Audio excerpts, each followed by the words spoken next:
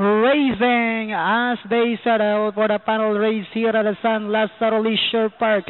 We have Don Paulo, break quickly restart, running by the Barawana West. Virginia comes next, Bullet Day, then followed over by Ocean Deep. Has Magic comes next, getting the wide strip as they make the first turn is Mojito, then followed over by entry number 2, and this one is Ocean Deep, while Body Shot is the early trailer. We have Don Paulo, the leader by about 3 lengths, and in second position comes Virginia, running by the Barawana West. Ocean Deep, Mojito running 4 wide, Bullet Day comes next, then followed over by Cool Town. Has Magic second last, while Body Shot is still in behind them. Half-mile distance they travel. We have the pacemaker, Don Paulo, enjoying a 20.5 lengths lead. Right behind in second now is Virginia. Barawana West is down in third, then followed over by Bullet Day. One moving up on the outside now is entry number 10, and this one is Mojito.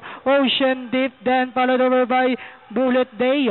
And at the 400 meters, we have Don Paulo moving upon the outside. Now is Virginia to take the lead. And as they swing for home, we have Virginia moves up by about a head, running by the release Don Paulo. We have Don Paulo and Virginia are fighting out for the lead.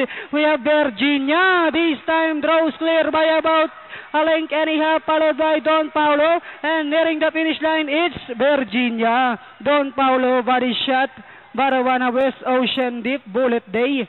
Then comes number 1, Has Magic, Mojito.